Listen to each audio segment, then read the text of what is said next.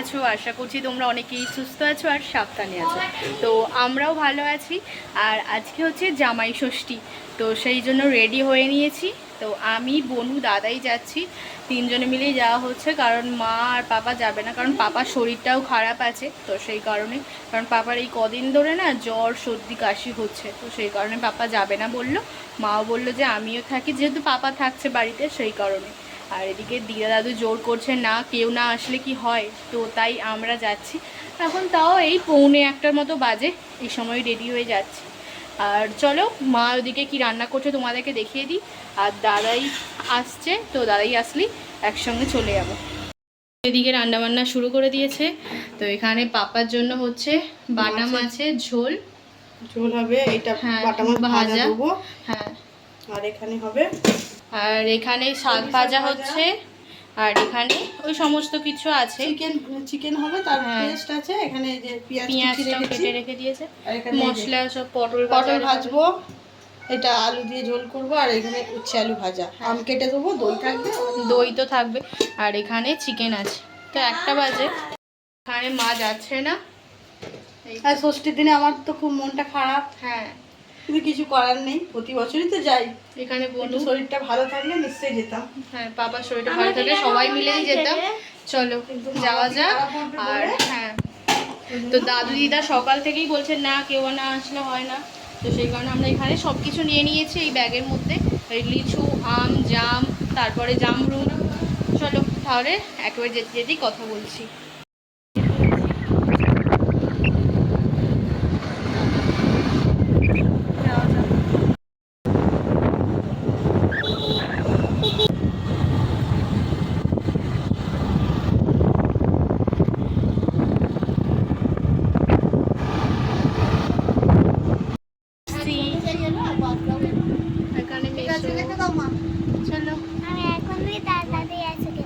ও আমার থেকে একটু 1 মিনিট কি 2 মিনিট আগে এসেছে। এই তো 10 আগে, আমরা আগের সপ্তাহে দেখা হলো, আবার আজকের দিনেই আগের সপ্তাহে দেখা হলো। তো সারাক্ষণ ফোন ঘেটেই যাচ্ছে। তুই একটু আগে নয়, অনেকক্ষণ ধরে নিয়েছিস। দেখি কি করছিস, দেখি দেখি ফোনে কি দেখছিস, গেম খেলছিস, ঠিক আছে। তো এই তো ঋতশ্রীর জামা চেঞ্জ হয়ে গেছে।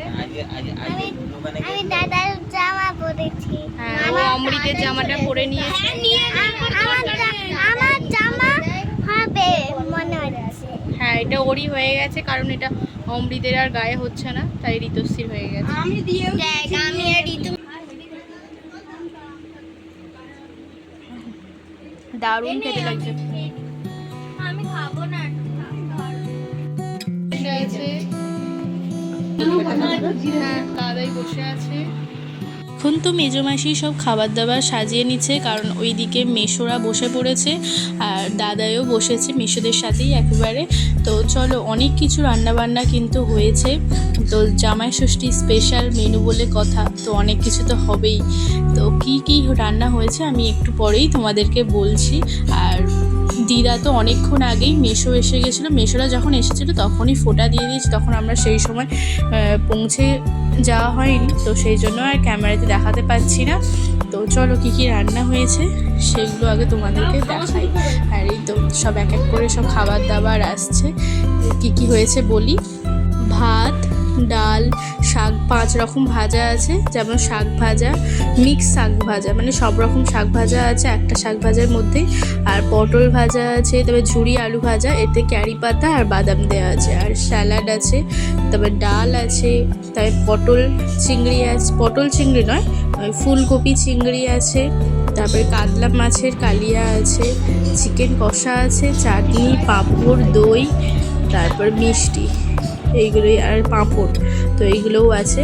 তো দারুণ লাগছে, অনেক কিছু খাবার দাবারের আইটেম, আর বেশ দারুণ লাগছে। কিন্তু দাদাই বলছে আমি এত খেতে পারবো না, কিছুটা তুলে রাখো।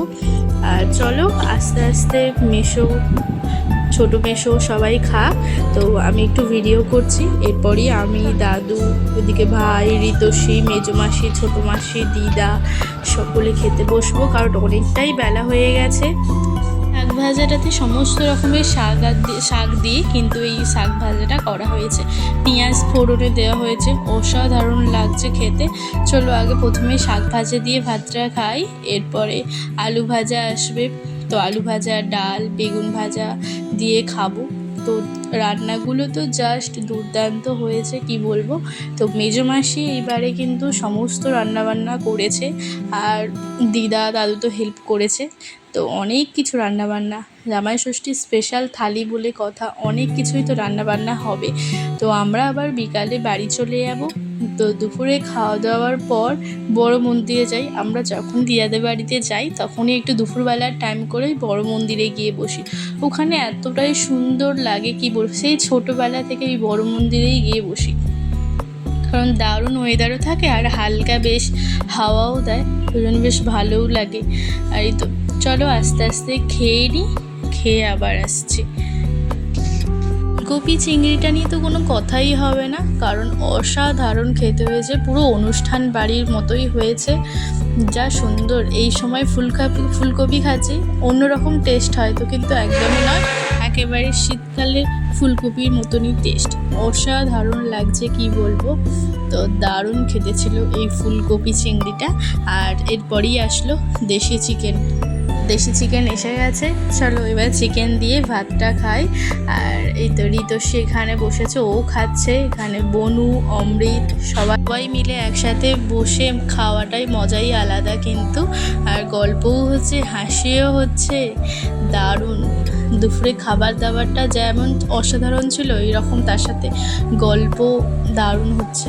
চলো আস্তে আস্তে খাওয়া দাওয়া করি, তো খেয়ে তারপরেই আসছি।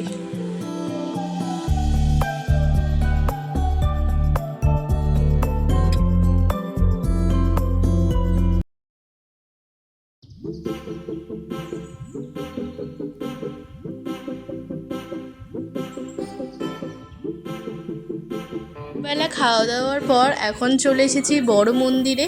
আমরা 5 জন আছি এখানে, সৌরভী, বনু, ঋতস্বী আর ভাই। তো চলো এখন সবাই মিলে একটা কমেডি ভিডিও বানাবো, আর কিছু কিছু ক্লিপ দিয়ে দেবো, তো ভালো লাগবে আশা করছি। আর এখানে ঋতস্বী এই জামাটা পরলো, তো দারুণ লাগছে, কারণ একটু পরেই বাড়ি চলে যাব। আর ভাবলাম যে একটু ওদের সাথে একটু বেশ গল্পও হবে, একটু হাসাহাসিও হবে। তো অনেকটা সময় একটু কাটাবো হাতে, আর 2 ঘন্টা নয়, 1 ঘন্টা 1.5 ঘন্টার মতো আছে, তো থাকবো একটু, সেই কারণে। আর আজকেও যেহেতু বাড়ি চলে যাব, তো সেই কারণে তাড়াতাড়ি একটু কমেডি ভিডিওটা বানিয়ে নিই। বেশি কিছু না, এবার ছোটোবেলার যে এরকম খেলতাম, তো সেই রকম টাইপেরই একটু ভাবলাম, ওদেরও ভালো লাগবে আর আমাদেরও ভালো লাগবে। তো সেই কারণে মামার বাড়ি যখনই যাই বা ঋতস্বী ভাইয়ের সঙ্গে যখনই একটু দেখা হয়, তখনই বেশ ভালো লাগে, কারণ ওদের বয়সটা এতটাই ভালো, ওই বয়সটা আমরা কত সুন্দর খেলাধুলা করে কাটিয়েছি। আর এখন তো সব ফোনের যুগ, তো আর তো সেই রকম বাচ্চাবেলার মতো পাওয়া যায় না সেই দিনগুলো। যাই মামার বাড়িতে, এই বড় মন্দিরে একটু বসি, একটু আড্ডা দিই, বেশ ভালো লাগে। ছোটোবেলাকার সেই দিনগুলো বেশ দারুণ ছিল, তো সেই জন্য একটু বনু আর আমি এদের সঙ্গে একটু খেলছি, আর দারুণ লাগছে। চলো একটু পরেই বাড়ি চলে যাব। তারপর অমৃত তো কালকে বাড়ি চলে যাবে, ঋতস্বীও আজকে বাড়ি চলে যাবে। আমি, বনু আর ঋতস্বী যেহেতু বাড়ি চলে যাব, অমৃতেরও একটু মনটা খারাপ লাগবে, তো সেই কারণেই ও একটু যাতে একটু ভালো থাকে, আর আমাদেরও একটু ভালো লাগবে, আর ভিডিওগুলোও থেকে যাবে, তো সেই কারণেই একটু করা। আমি আর ওদের ভয়েসগুলো দিচ্ছি না। আর আশা করছি তোমাদের ভালোই লাগছে। আর কেমন লাগলো অবশ্যই বলবে জামাই ষষ্ঠীর স্পেশাল ব্লগগুলো। তো যতটা পেরেছি তুলে ধরেছি। আর ওইদিকে মাও তো পাপাকে খুব সুন্দর করে সাজিয়ে দিয়েছে। পাপার তো যেহেতু জ্বর হয়েছে, সেই জন্য বেশি কিছু খেতে পারছে না, অল্প অল্পই খাচ্ছে। তো কেমন লাগলো অবশ্যই আমাকে কমেন্টে জানিও। ভালো লাগলে চ্যানেলটিকে সাবস্ক্রাইব করো, লাইক করো, শেয়ার করো আর কমেন্ট করো। তো আজকের মতো টাটা, দেখা হচ্ছে আরও একটা নিউ ব্লগে। ততক্ষণের জন্য বাই। সকলে সুস্থ থাকবে, সাবধানে থাকবে। তো নেক্সট ব্লগের জন্য অবশ্যই অপেক্ষা করো।